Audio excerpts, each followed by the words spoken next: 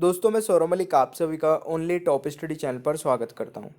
आज दिल्ली पुलिस का paper analysis करने वाले इस वीडियो में आज 16 नवंबर फर्स्ट शिफ्ट का पूरा कंप्लीट पेपर हो चुका है और 65 से ज़्यादा क्वेश्चन दोस्तों इस वीडियो में हम कवर करेंगे जो कि 100% परीक्षा में पूछे गए प्रश्न होंगे। तो पूरी वीडियो को एंड तक देखिएगा। जिनका एग्ज़ाम अभी आगे आने वाले दिनों में है उनके लिए वीडियो बहुत ही महत्वपूर्ण रहेगी। और वीडियो के एंड में ये भी डिस्कस करेंगे कि आगे का जिनका एग्ज़ाम बचा हुआ है वो कैसे तैयारी करें और किस पैटर्न से दोस्तों पेपर में क्वेश्चंस पूछे जा रहे हैं, किस टॉपिक पर ज़्यादा ध्यान देना है। तो ये सारी चीज़ें वीडियो के एंड में डिस्कस करेंगे। तो चलिए शुरू करते हैं। सबसे पहले क्वेश्चंस देख लेते हैं जो क्वेश्चंस पूछे गए हैं। तो एक क्वेश्चन था फुगड़ी नृत्य किस राज्य का है, तो ये हो जाएगा दोस्तों गोवा का। देखिए नृत्य से संबंधित क्वेश्चन कल मैंने संभावित प्रश्न की वीडियो में कवर कराए थे और परसों भी जो संभावित प्रश्न की वीडियो थी उसमें मैंने क्वेश्चन कवर कराया था। और इसी प्रकार से संभावित प्रश्नों की जो वीडियो है वो सुबह मॉर्निंग में 6:30 के करीब मिल जाती है, तो उसको देख लिया करें। अगला क्वेश्चन है बिरसा मुंडा हॉकी स्टेडियम कहाँ पर है। तो प्यारे दोस्तों बिरसा मुंडा हॉकी स्टेडियम कहाँ पर है, ये है उड़ीसा में। ये क्वेश्चन पूछा गया था। एक क्वेश्चन था कि मध्य मंडल की ऊंचाई कितनी है। तो प्यारे दोस्तों मध्य मंडल की जो ऊंचाई है वो 50 किलोमीटर से लेकर के 80 किलोमीटर तक हो सकती है। तो ऑप्शन के अकॉर्डिंग आपको आंसर करना था, तो राइट आंसर ये हो जाएगा। नेक्स्ट क्वेश्चन है 1991 की आर्थिक नीति में किसी को शामिल नहीं किया गया था। तो किसको शामिल नहीं किया गया था, इस प्रकार से क्वेश्चन पूछा गया होगा। तो ऑप्शन में दोस्तों हरित क्रांति था जो राइट आंसर हो सकता था। तो 1991 की आर्थिक नीति में हरित क्रांति को शामिल नहीं किया गया था, ये आपका सही उत्तर रहेगा। एक क्वेश्चन था पीएम किसान योजना कब शुरू हुई थी। तो ये हुई थी 24 फरवरी 2019 में। और देखिए मैं जो आपका 14 नवंबर को एग्ज़ाम हुआ था उस दिन मैंने बताया था कि देखिए जितनी भी योजनाएं हैं 2019 तक की उनको कवर कर लेना, वहीं से बार बार क्वेश्चंस पूछे जाएंगे। अभी जिनका आगे आने वाले समय में एग्ज़ाम है वो ये सारे क्वेश्चंस पढ़ के जाना। और मैं वीडियो भी बना रहा हूँ टॉपिक वाइज, बट आप देख नहीं रहे हैं क्योंकि अगर आप वो सारे टॉपिक वाइज वीडियोस देख लेंगे, डिस्क्रिप्शन बॉक्स में प्लेलिस्ट का लिंक है, तो ये सब कुछ कवर हो जाएगा जो मैं आपको बता रहा हूँ। ठीक है। राज्यसभा में अधिकतम सीटें कितनी हो सकती है, तो बहुत ही आसान सा क्वेश्चन पूछा गया है, 250 हो जाएगी दोस्तों। अगर आपसे पूछा जाए कि लोकसभा में अधिकतम सीटें कितनी होगी तो कमेंट बॉक्स में बताइएगा, बहुत ही आसान सा क्वेश्चन है। एक क्वेश्चन था 3000 स्टीपल चेज में कितने जंप होते हैं, तो राइट आंसर हो जाएगा 7। ये क्वेश्चन पूछा गया था। प्यारे दोस्तों दिल्ली पुलिस के लिए स्पेशली हमारी एक मास्टर पीडीएफ है जो कि मात्र 140 रुपये में ऑल सब्जेक्ट हम प्रोवाइड करा रहे हैं। वैसे तो इसका प्राइस 600 से ज़्यादा होगा, बट अभी दोस्तों क्योंकि दिल्ली पुलिस का एग्ज़ाम भी चल रहा है तो इसलिए मैंने इसके प्राइस सबसे कम कर दिए। तो यहाँ पर आप हमारे व्हाट्सअप नंबर पे मैसेज करके पीडीएफ ले सकते हैं या फिर वेबसाइट पे जाकर भी ले सकते हैं, या फिर डिस्क्रिप्शन बॉक्स में भी दिल्ली पुलिस की मास्टर पीडीएफ का लिंक हमने दिया हुआ है, वहाँ पर क्लिक करिए, पेमेंट करिए, पीडीएफ आपको डायरेक्टली मिल जाएगी। प्यारे दोस्तों एक क्वेश्चन पूछा था हुमायूं का मकबरा कहाँ स्थित है। देखिए मैंने कल परसों की वीडियो में ही ये क्वेश्चन कवर कराया था, हुमायूं का मकबरा कहाँ स्थित है, तो ये दिल्ली में हो जाएगा। ठीक है। मुराद अली किस वाद्य यंत्र से जुड़े हैं, तो ये सारंगी से जुड़े हैं दोस्तों, ये भी क्वेश्चन आपसे पूछा गया था। एक क्वेश्चन था कोयना किसकी सहायक नदी है, तो ये कृष्णा नदी की सहायक नदी हो जाएगी कोयना, ये भी क्वेश्चन आपसे पूछा जा रहा है। श्री नारायण गुरु ने सामाजिक आंदोलन कहाँ किया था, तो वाइकोम जो कि केरल में पड़ता है दोस्तों, यहाँ पर किया था, ये भी आपको याद रखना है। देखिए आप टॉपिक नोट करिए, हुमायूं का मकबरा यानी कि मकबरा से संबंधित क्वेश्चंस पूछे जा रहे हैं। मुराद अली की किस वाद्य यंत्र से यानी कि वाद्य यंत्र से संबंधित क्वेश्चंस पूछे जा रहे हैं, कौन किस वाद्य यंत्र से जुड़ा हुआ है।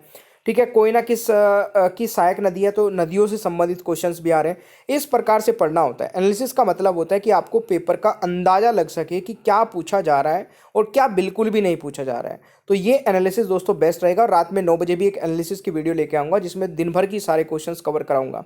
ठीक है। कबड्डी में कितने अधिकारी होते हैं, देखिए अधिकारी से मतलब है कि रेफरी और सेकंड रेफरी जो सारे मिलाकर के वो कितने होते हैं दोस्तों, राइट आंसर इज 6। तो ये आपको याद रखना है। 5 जगत वर्गीकरण किसने किया था, तो दोस्तों राइट आंसर क्या रहेगा, विटेकर ने, ये भी आपको याद रखना है। एक क्वेश्चन था अहमदाबाद में दर्पण एकेडमी की स्थापना किसने की, तो ये इसका जो सही आंसर रहेगा दोस्तों मल्लिका साराभाई ने, ये भी आपको नोट कर लेना है। प्यारे दोस्तों एक क्वेश्चन था भारत में ऑर्केस्ट्रा की स्थापना किसने की, तो इस क्वेश्चन का सही आंसर क्या रहेगा दोस्तों, रविशंकर हो जाएगा। ये भी क्वेश्चन आपसे पूछा गया था। सर्वाधिक अनुसूचित जनजाति का प्रतिशत, प्रतिशत पे ध्यान दीजिएगा, किस राज्य में सबसे ज़्यादा है? तो अगर प्रतिशत के मामले में पूछा जाए तो मिजोरम दोस्तों राइट आंसर हो जाएगा। अनुसूचित जनजाति का प्रतिशत सबसे ज़्यादा है मिजोरम में, तो ये भी नोट कर लेना है। स्वतंत्रता के समय कांग्रेस के अध्यक्ष कौन थे? तो जेबी कृपलानी जी। ये भी आपसे क्वेश्चन पूछा गया था, तो सही उत्तर हो जाएगा। प्यारे दोस्तों, एक क्वेश्चन था कि नाबार्ड की स्थापना कब हुई थी? तो स्थापना से संबंधित क्वेश्चंस भी कुछ कुछ पूछे जा रहे हैं, तो कुछ कुछ इंपॉर्टेंट दोस्तों जितने भी ऑर्गेनाइजेशन है उनकी स्थापना एक बार देख लेना। 1982 राइट आंसर रहेगा। इनमें से सर्वाधिक निकाय नहीं है, संवैधानिक निकाय नहीं है। तो संविधान से संबंधित तो बहुत क्वेश्चंस आ रहे हैं जो अभी तक मैंने नोटिस किया है।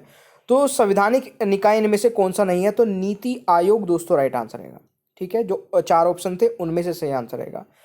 सहकारी बैंक से संबंधित एक प्रश्न था। बैंक से संबंधित भी एक प्रश्न जरूर पूछा जा रहा है, हर शिफ्ट में आ रहा है। इनमें से कौन सा मौलिक कर्तव्य नहीं है? तो दोस्तों ये एक कथन के तौर पर क्वेश्चन दिया था। इसमें जो 4 ऑप्शंस दिए गए होंगे वो बच्चा नहीं बता पाया है, उसी के अकॉर्डिंग आंसर किया जाना था। ठीक है, तो कथन के आधार पर भी क्वेश्चंस आ रहे हैं, यानी कि एक कथन बना के दे दिया इनमें से कौन सा मौलिक कर्तव्य नहीं है। अब आपको ये लाइन लिख करके 4 ऑप्शंस देंगे, तो तब उसमें से एक आंसर आपको चूज करना है। अनुच्छेद 40 किससे संबंधित है? तो ये आपका रहेगा ग्राम पंचायतों का गठन से। तो ये आर्टिकल पर तो कल ही मैंने एक वीडियो बनाई है। अच्छा, एक चीज़ मैं यहाँ पर बोलना चाहूँगा दोस्तों, मैंने कल 100 क्वेश्चन, 100 मोस्ट इंपॉर्टेंट आर्टिकल्स पर वीडियो बनाई और बहुत ही बेहतरीन, बहुत ही मेहनत करके वीडियो बनाई, और उस पर व्यूज़ कितना है? केवल 2000। अब बताइए 2000 के लिए मैंने कल का, या समझ लीजिएगा 3-4 घंटे लगा के वीडियो बनाई है, तो 2000 व्यूज़ के लिए तो नहीं बनाई होगी। और दूसरी बात ये भी है, अगर आप उस वीडियो को देखेंगे ही नहीं तो आप ये कैसे एक्सपेक्ट कर सकते हैं कि कल मैं आपके लिए और एक नए टॉपिक पर वीडियो बना दूंगा? तो नहीं बनाऊंगा ना, क्योंकि फ्री में मैं 1-1.5 घंटे की वीडियो भी बनाऊं, मेहनत भी करूं और उस पर व्यूज़ नहीं आएंगे तो ऐसे डिमोटिवेशन मिलता है और उसके आधार पे अगर नेक्स्ट वीडियो नहीं बनती है। तो अब आपके हाथ में दोस्तों, अगर आप उस वीडियो को ज़्यादा से ज़्यादा देखते हैं, कमेंट करके बोलते हैं, तो मैं नेक्स्ट वीडियो बनाऊंगा, अदरवाइज मैं एनालिसिस करूंगा और आगे के टॉपिक वाइज वीडियोज़ नहीं बनाऊंगा। ठीक है, तो उस वीडियो को जरूर देख लीजिएगा जाके।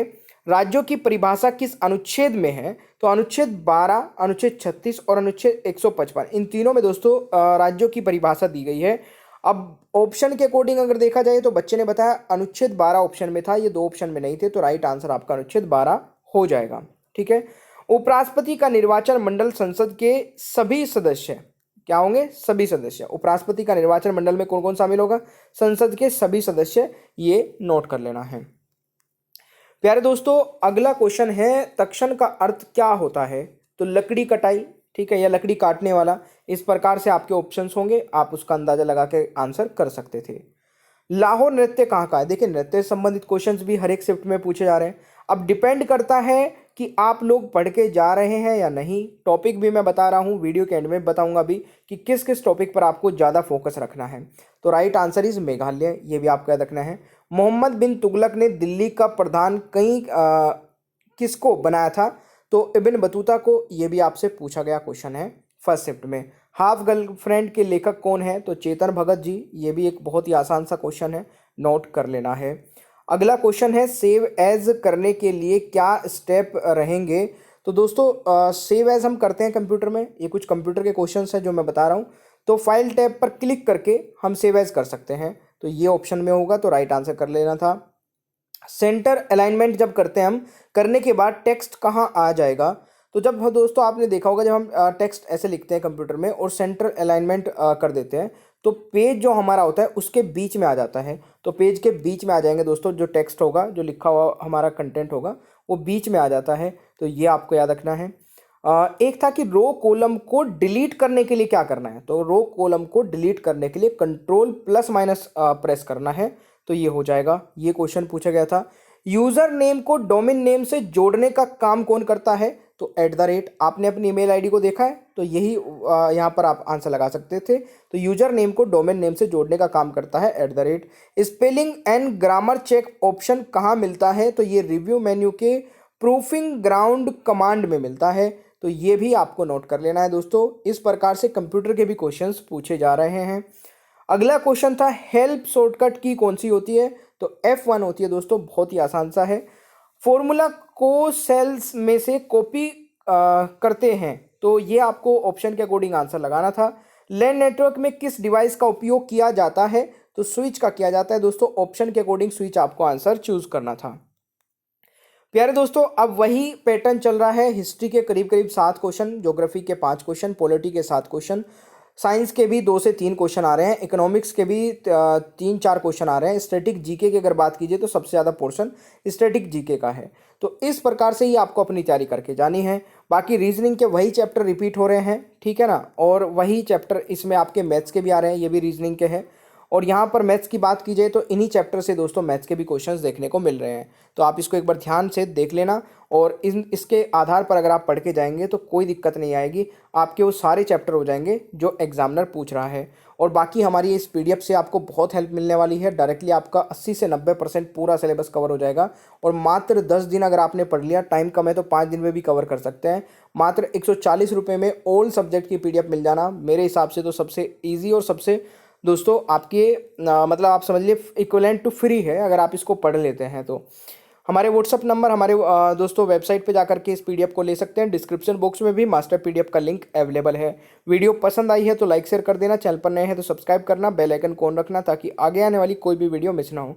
और ये पीडीएफ हम आपको प्रोवाइड करा देंगे ओनली टॉप स्टडी के टेलीग्राम पर, तो टेलीग्राम को भी ज्वाइन कर लेना, वहाँ पे पीडीएफ मिल जाएगी। Thank you so much, bye bye everyone, take care, ख्याल रखिए अपना, मिलते हैं नेक्स्ट क्लास में।